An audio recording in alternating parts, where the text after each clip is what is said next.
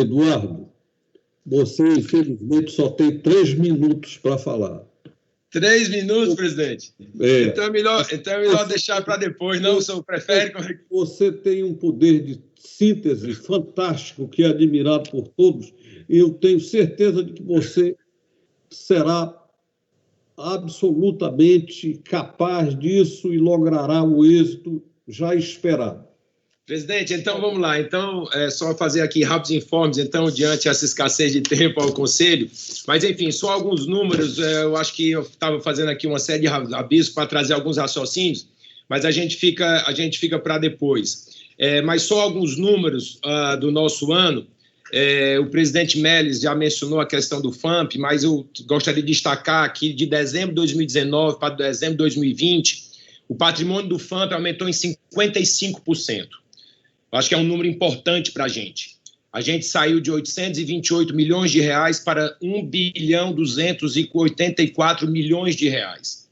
E desse valor do patrimônio do FAMP, é importante a gente entender que a gente tem um total de 15,4 bilhões de reais para serem aplicados no mercado e que a gente ainda tem livre mais de 10 bilhões de reais para serem colocados na ponta, na veia dos empreendedores brasileiros. Tem outros pontos importantes que eu acho que é a gente destacar, presidente Tados, que é com relação, por exemplo, à arrecadação do SEBRAE, da execução da CSN do ano de 2020. A execução nossa da CSN colocada para os estados foi de 79,51%.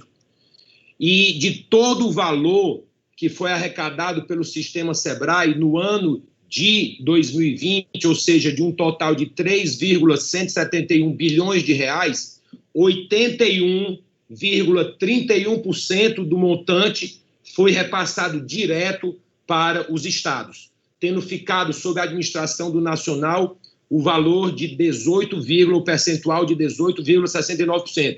E, obviamente, esse percentual cai mais ainda quando a gente coloca todas as outras contrapartidas que o Nacional oferece, pagando para o sistema como um todo.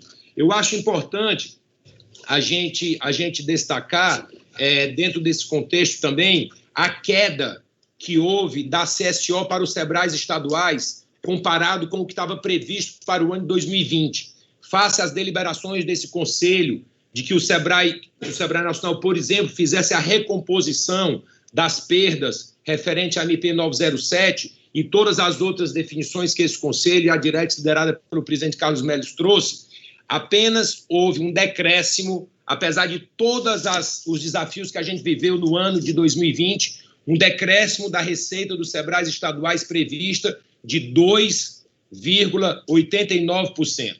Então, esse é o valor que, efetivamente, ao final do ano, a CSO prevista para o ano de 2020, houve um decréscimo, apesar, repito, de todos os desafios que, efetivamente, a gente teve no ano.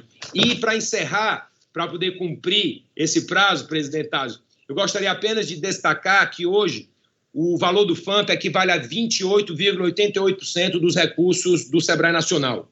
E que, apesar de tudo isso, apesar de toda essa recomposição, apesar de quase 1 bilhão de reais que houve efetivamente de supressão da receita prevista para a gente no sistema como um todo, MP 907, MP 932, né, a recomposição para os estados e tudo mais, o SEBRAE encerra o ano de 2020, no dia 31 de dezembro, ainda com a sua estabilidade de caixa, um caixa que, apesar de tudo, ainda houve uma evolução, um aumento de 94 milhões no caixa, comparado dezembro de 2019 com dezembro de 2020. Então, em rápidas palavras, presidente Tados, só alguns grandes números que nos trazem aí a história desse ano de 2020, né, sob a liderança do senhor nesse conselho, sob a liderança do presidente Méles, no âmbito nosso da Direx, e todos os conselheiros, eu e o Bruno aqui, todos nós tentando dar a nossa contribuição para ajudar esses 17,3 milhões de heróis e heroínas que empreendem aí no Brasil e que estão dentro do nosso público-alvo. Muito grato pela atenção, muito obrigado a todos do Conselho.